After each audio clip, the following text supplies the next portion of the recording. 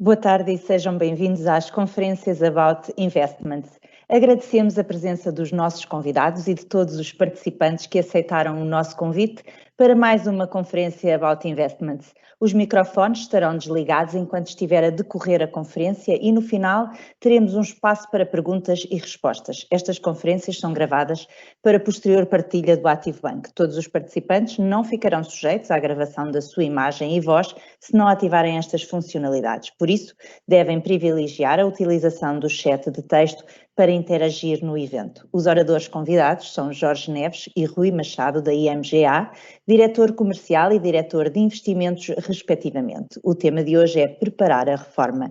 Muito bem-vindos. Boa tarde, muito obrigado, Elsa, muito obrigado ao ActiveBank por esta oportunidade e muito obrigado a todos os que estão a assistir.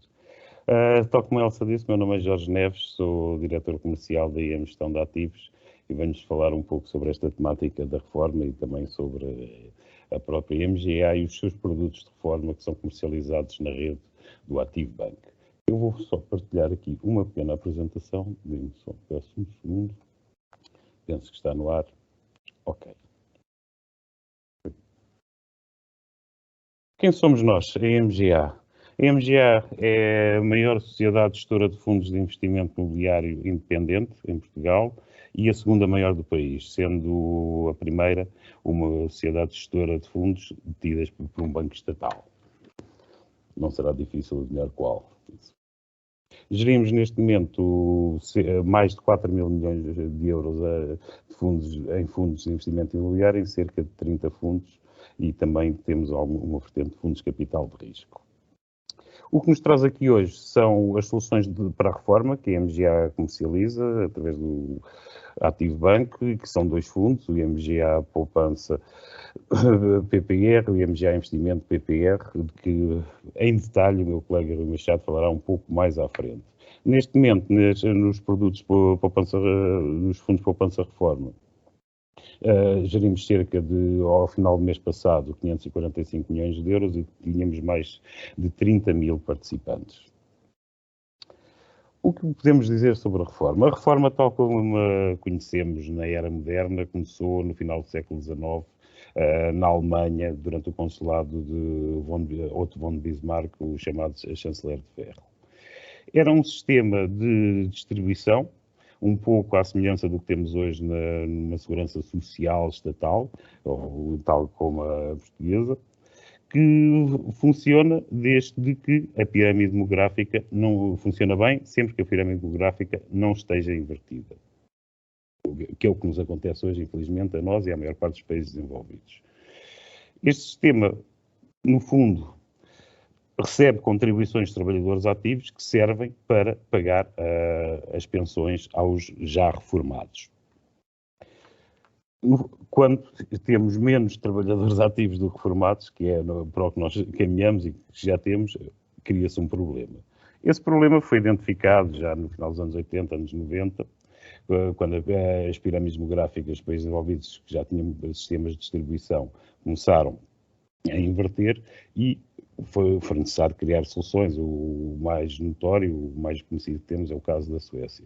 A Suécia considerou que com o sistema de distribuição, o qual não paga apenas as pensões de reforma, mas paga também todas as outras contribuições da segurança social, tais como subsídios de desemprego, doença, etc., não ia chegar para que a pensão de reforma fosse sequer semelhante ao último ordenado auferido pelo trabalhador enquanto ainda no ativo. Então criou o segundo pilar, sendo o sistema estatal de distribuição, tipicamente gerido pelo Estado, considerado o primeiro pilar, criou o segundo pilar, que é um sistema já de capitalização, com contribuições feitas pela entidade patronal e, em alguns casos, com participação também nas mesmas pelo trabalhador, e este sistema é de capitalização.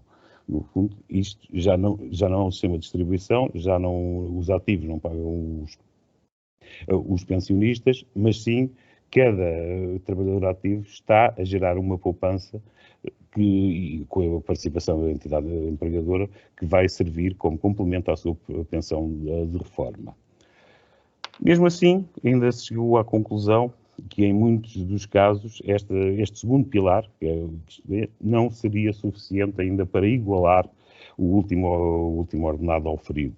Então aparece-nos o terceiro pilar, e é neste que os nossos produtos se encaixam, que é uma reforma, uma poupança feita pelo próprio trabalhador. E em Portugal, tipicamente, são os planos de poupança-reforma, ou PPRs. É uma poupança privada totalmente individual, que é o terceiro pilar. Tipicamente, o segundo pilar, a poupança feita pela entidade empregadora, é o que nós chamamos normalmente os fundos de pensões. É o que temos em Portugal, na realidade. Os desafios da reforma dos sistemas de mera distribuição são a baixa natalidade, que provoca a inversão, obviamente, da pirâmide demográfica, e o envelhecimento da população. Por um lado é bom, cada vez vivemos mais, com as evoluções da medicina, etc., mas realmente coloca-nos numa situação em que é um desafio para a temática da reforma. Mais um pouco, é o mesmo, cada vez menos contribuidores, mais beneficiários, agrava-se o déficit da segurança social, dos sistemas tipicamente de distribuição, e a solução que temos é, no fundo, a poupança.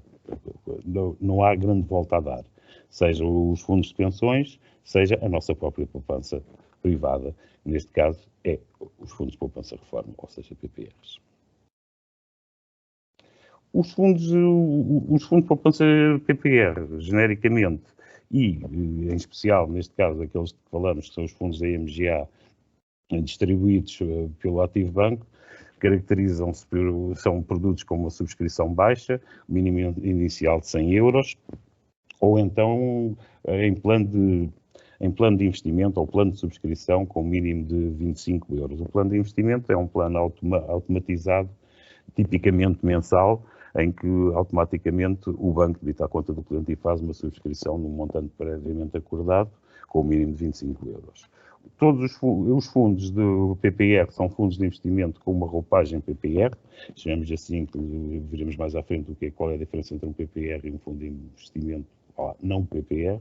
Tem, como a generalidade dos fundos de investimento da IMGA tem liquidez diária. Em excesso, nós podemos subscrever hoje, resgatar amanhã e ao quarto dia útil termos o dinheiro na conta.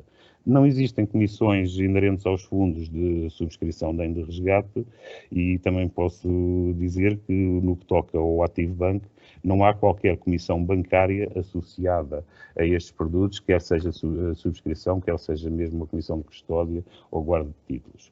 Os fundos PPR são tipicamente transferíveis entre bancos e entre gestoras, sem custos, a não ser que haja que o fundo que se pretende transferir para outro fundo seja um produto com capital ou rendibilidade garantida. Aí poderá haver lugar a uma comissão até 0,5%. Mas tipicamente são produtos que, pelo menos em subscrição, hoje em dia não parece que haja, serão produtos muito antigos. Como é que o Estado, no fundo, vai incentivar esta poupança privada? Através de benefícios fiscais.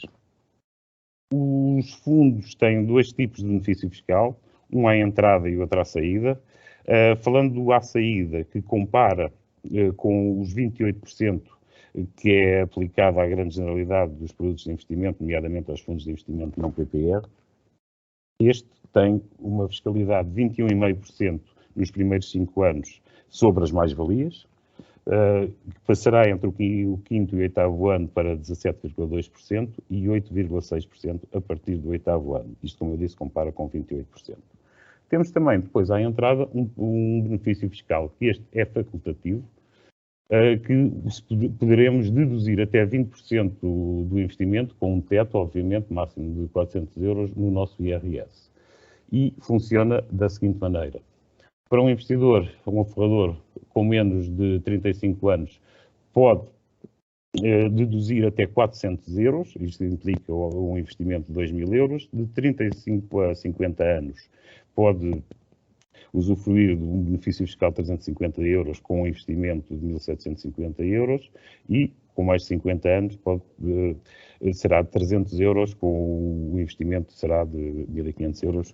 Estes montantes serão, obviamente, sempre 20% do investimento original. Isto não quer dizer que não possam investir mais. O benefício fiscal é que se esgota nestes montantes de investimento. Não esquecer também que este benefício fiscal concorre com os demais benefícios fiscais que têm um teto máximo em função do rendimento de cada contribuinte e que estão previstos no artigo 78º do Código do IRS. Existem aos 60 anos, ou na idade da reforma, onde prevê isso, o fundo pode ser desmobilizado sem penalizações. Porque o benefício, voltando um pouco atrás, o benefício fiscal à entrada, se nós incorrermos nele, se escolhermos tê-lo, vamos ter penalizações se sairmos antes destas condições, que são as condições legais para sair do fundo, que é a reforma prevê isso, 60 anos, doença grave do investidor ou de algum dos membros do seu agregado familiar, desemprego de longa duração também dele ou da família, despesas de educação, morte, e pode ser utilizado para pagamento de prestações de crédito à habitação permanente vencidas. Nestas condições, a fiscalidade de saída será mesmo 8%, mas fora destas condições, se o investidor tiver usufruído do benefício fiscal à entrada, aí sim haverá terá que devolver o benefício e haverá uma penalização de 10% por ano. Portanto, o benefício é facultativo. Se estivermos a pensar em sair, em resgatar o fundo de alguma maneira antes de qualquer uma destas condições, as únicas que penso que podemos prever é a reforma por velhice a partir dos 60 anos, aí convém não selecionarmos o benefício fiscal à entrada. Transferência de PPR, como eu disse há pouco, é um processo muito simples. Basta solicitar na instituição para onde se vai transferir o PPR de outra instituição, neste caso no Ativo Banco ou na IMGA, indicando onde está o seu PPR em conta, a instituição, o banco onde ela está, e a IMGA ou o Ativo Banco trataremos de tudo. Obviamente é preciso ser cliente do Ativo Banco para que isto aconteça, e sem custos, como eu disse há pouco, apenas com 0,5% se o produto que se pretende transferir, até o máximo 0,5%, se o produto que se pretende transferir for um produto com rendibilidade ou capital garantidos. Nestas transferências, mantém-se os benefícios fiscais e a antiguidade. Não se perde nada disto. Agora, eu passaria ao meu colega Rui Machado, vou ter que parar a partilha, desculpe. Ao meu colega Rui Machado, que vai prosseguir com o resto da apresentação aqui sobre os fundos de investimento distribuídos junto do Ativo Banco. Obrigado, Jorge. E obrigado a todos, primeiro, aí em casa, para passarem estes minutos de fim da tarde aqui connosco, neste tema que me parece tão importante, e agradeço também ao Ativo Banco para a organização deste webcast, numa altura em que tanto se fala nas pensões, tanto se fala na segurança social, e ainda agora nas discussões do Orçamento de Estado, e portanto em que entra conceitos por vezes algo confusos ou menos acessíveis ao comum das pessoas, nomeadamente fatores de sustentabilidade, taxas de substituição, e portanto as razões que nos trazem aqui e realmente que demonstram a problemática que está associada, primeiro, à necessidade de nós pensarmos um bocadinho mais no futuro e na nossa reforma, porque na generalidade tudo está bem enquanto somos trabalhadores ativos e portanto temos o nosso salário, mas posteriormente, após essa cessação do trabalho ativo, nós pensamos ter uma reforma condigna para nós conseguirmos ter os nossos custos assegurados, e pensamos sempre, obviamente, que a reforma vai nos trazer isso, e nem sempre será assim. O que acontece é hoje em dia, se eu me reformar dentro das condições legais, eu terei qualquer coisa como 85% do último salário.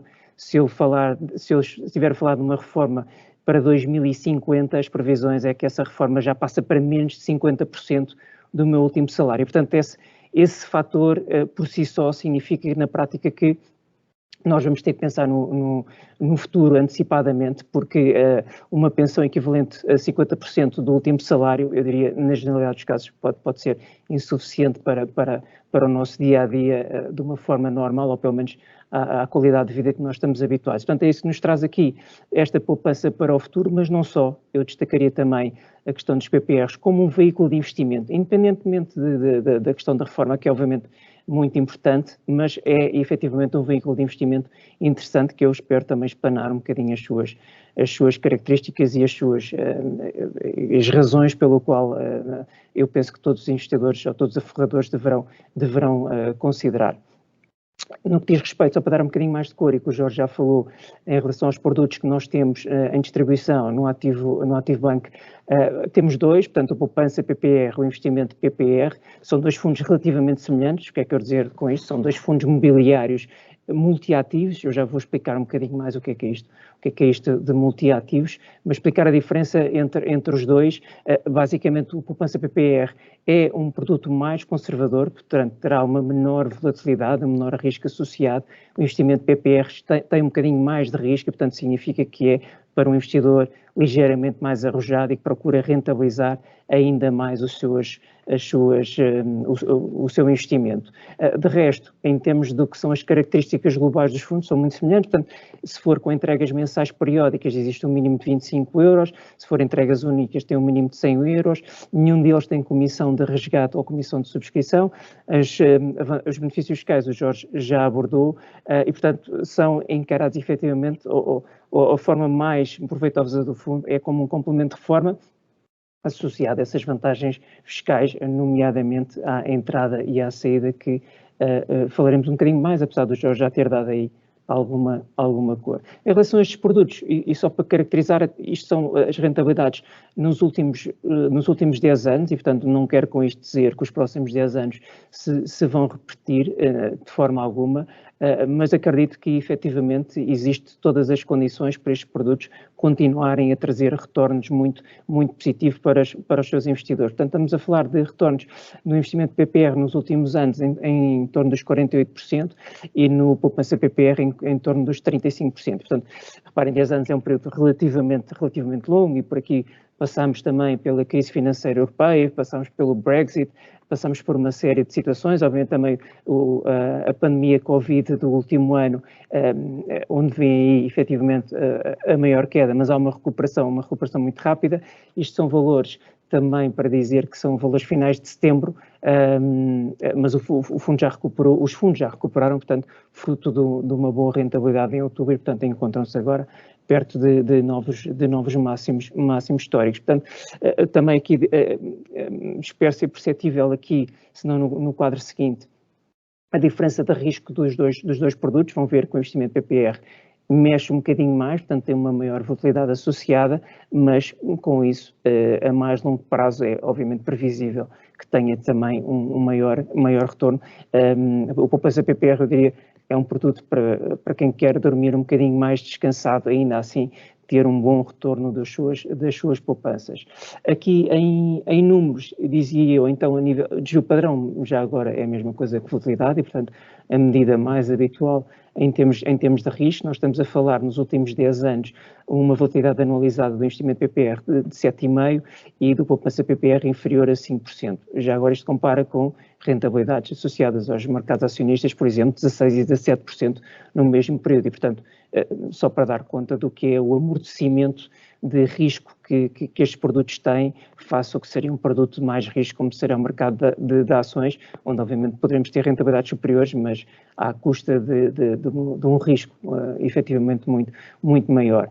A nível de retorno, eu já falei de retorno nos 10 anos, mas mesmo períodos mais curtos, os retornos têm sido efetivamente muito interessantes. Já este ano estamos a falar de um retorno de 7,38 para o investimento PPR e 3,99 para o poupança PPR, isto a dados de setembro, a dados de outubro, efetivamente até já estão com retornos superiores. E não quer dizer que um ano como 2021, e estamos a falar em setembro, portanto, em 9 meses, se vai prolongar para o resto do ano e mesmo em 2022, mas efetivamente acredito que teremos rentabilidades muito fortes para os próximos anos, não necessariamente tão fortes como estes anos, foram anos bons, mas ainda assim muito interessantes, tendo em conta, mais uma vez, o risco que estes produtos incorrem, que é um risco, eu diria, relativamente baixo para a rentabilidade que oferecem para os seus investidores.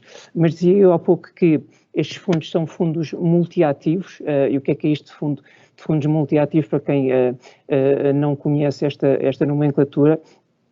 São fundos que, na prática, podem investir em diversas classes de ativos. Ao contrário do que é um fundo de ações que investe só em ações, ou um fundo de obrigações que investe só em obrigações, um fundo multiativos pode investir em toda uma panóplia de classes de ativos. Nós trouxemos aí algumas só para a vossa referência, são as principais onde nós investimos, e portanto para dizer que é uma carteira muito diversificada dos dois fundos e portanto que nos permite de alguma forma olhar para cada um destes mercados e pensar quais é que apresentam melhores oportunidades de investimento.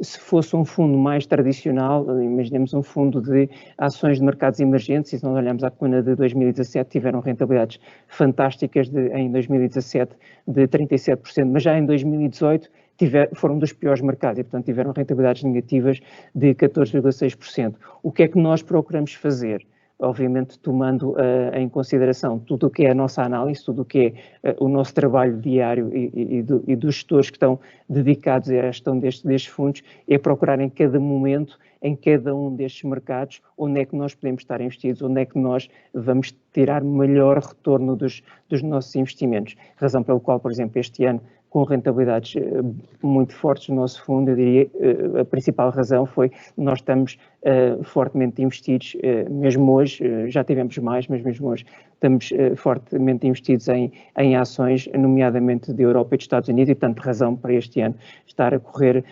bastante bem, e portanto outros mercados, por exemplo, obrigações governamentais da zona euro, temos alguma coisa, mas temos uma posição underweight e portanto com muito abaixo do que seria normal a mais longo prazo. E, portanto, o que eu queria dizer, essencialmente, aqui é temos a capacidade de jogar com estas classes de ativos consoante o nosso posicionamento e, portanto, trazemos com isso rentabilidades na prática mais elevadas do que muitos destes mercados a longo prazo, porque saltamos de um mercado para o outro e, além disso, conseguimos o fator de diversificação, o que permite baixar o nosso risco associado ao investimento de um fundo como um todo.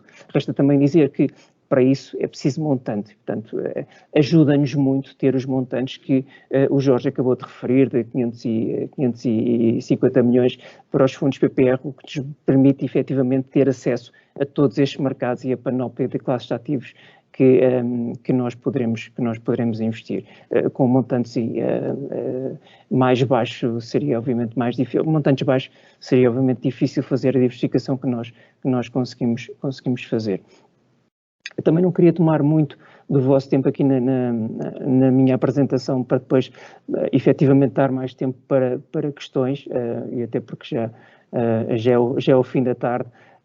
E não vos queria aborrecer muito, mas só dar aqui um pequeno exemplo do que é o investimento PPR face a um investimento que não a um fundo com características PPR. E, portanto, aqui estamos a falar apenas do benefício fiscal à saída. E, portanto, se nós tivermos dois produtos a 8 anos com uma rentabilidade exatamente igual, portanto, a rentabilidade de 28,32, que foi a rentabilidade do poupança PPR nestes últimos 8 anos, e, portanto, se eu tivesse investido 10 mil euros, eu teria no final do 8º ano 12.800 euros, arredondado, no final do 8º ano. Se fosse um fundo exatamente igual, com a mesma rentabilidade, eu descontando depois o que é a taxa fiscal de 28%, eu teria uma rentabilidade de pouco mais de 20%, que não deixa de ser, obviamente, interessante para um retorno a 8 anos, mas a verdade é que um veículo revestido da característica PPR, em vez de 20%, eu teria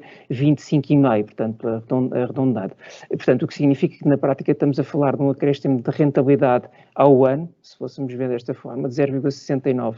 Portanto, e ou uma poupança fiscal em 10 mil euros, de 550 euros. Portanto, o que é que isto significa? Pode parecer 0,69% ao ano pouco, mas a verdade é que nós estamos a falar de alternativas de risco baixo, e não quero comparar PPRs com depósitos a prazo, mas efetivamente são ambos produtos, eu diria, com riscos baixos, obviamente depósito a prazo com muito menos risco, mas a verdade é que um depósito a prazo ou um depósito à ordem, nós sabemos isso em qualquer banco europeu, nacional ou mesmo internacional, a probabilidade da taxa de remuneração desse depósito é de ser zero ou muito próximo de zero. E, portanto, quando estamos a falar 0,69% apenas por ser revestido do PPR, reforça aqui a ideia pelo qual um PPR é um bom produto de nós canalizarmos pelo menos parte das nossas poupanças. Eu diria, isto sendo importante, até acaba por ser uma característica secundária, porque na prática o que eu realço aqui, mais do que os 5,5% ao longo dos 8 anos, é na verdade o mais importante, são os 25% que eu consigo na totalidade. A razão pela qual eu referi no início que o PPR, além destes benefícios fiscais e além de pensar na reforma, enquanto veículo de investimento, é efetivamente algo que eu acredito e que está na generalidade ao alcance de todos e, portanto, que eu aconselho. E eu próprio, enquanto cliente do Ativo Banco e investidor dos PPRs, garanto que, em termos operacionais, é efetivamente muito fácil de fazer no site do Ativo Banco, que é habitualmente como eu faço. Bem, com isto termino aqui, abrindo espaço para questões e passo agora para a Elsa. Muito obrigada, Jorge e Rui, pelas vossas apresentações. Para participarem com uma pergunta ou uma opinião, já sabem que podem utilizar o chat desta conferência. Antes de mais, eu gostava de vos perguntar se é possível pedir o resgate do PPR em qualquer altura. É possível pedir o resgate do PPR em qualquer altura. Como eu disse inicialmente, estes fundos têm liquidez diária. Apenas terem atenção que, se tiver pedido o benefício fiscal à entrada e estiver fora das condições previstas na lei, vai ter que devolver o benefício fiscal que oferiu e com uma penalização de 10% ao ano. Mas o fundo, vai lá na sua mecânica, tem liquidez diária. Se não pediu o benefício fiscal à entrada, é um fundo que compara com este último quadro do Rui, que terá uma fiscalidade de 21, 17,2 ou 8,6 em função até aos 8 anos, que contrasta com os 28. Aliás, se tivermos dois fundos exatamente iguais e um PPR, outro não PPR, e quisermos investir só numa ótica de investimento, não sabendo quando é que vamos resgatar, eu investiria certamente no PPR, porque tem uma fiscalidade inerente bastante melhor. Pronto, não oferiria o benefício fiscal à entrada, para evitar uma eventual penalização se levantasse, se resgatasse antes dos prazos legais, mas iria certamente para esse fundo. Em detrimento de um fundo igual, não PPR. Claro. E o capital e a rentabilidade estão garantidas? Não. Nos nossos fundos não. E hoje em dia também, tanto quanto eu sei, não há produtos a entrar no mercado com capital ou rendibilidades garantidas. Não, nós estamos expostos ao risco de mercado. Temos a diversificação para mitigar isso, mas estamos expostos ao risco de mercado. De qualquer modo, mesmo os produtos que foram feitos no passado, quando ainda havia taxa de juros para se poder, de alguma maneira, garantir alguma dessas coisas, não há almoços grátis. Ao garantirmos uma rentabilidade ou o capital, no fundo, a rendibilidade total do fundo, dos ativos que compõem o fundo, não é totalmente espelhada na valorização do fundo. Há ali, isso paga-se, pronto, de alguma maneira. Esse risco em que o gestor está a incorrer é pago, de alguma maneira, pelo participante. Claro. Outra dúvida que eu gostaria aqui de levantar é se é possível transferir um PPR. É possível transferir um PPR. Quando transferimos um PPR, nós estamos a transferir um PPR para dentro de outros, chamamos assim. Não estamos a transferir. Se tiver um PPR do Banco A, fora do Grupo Milênio, não é da IMGA, e quiser transferir para o Ativo Banco, para o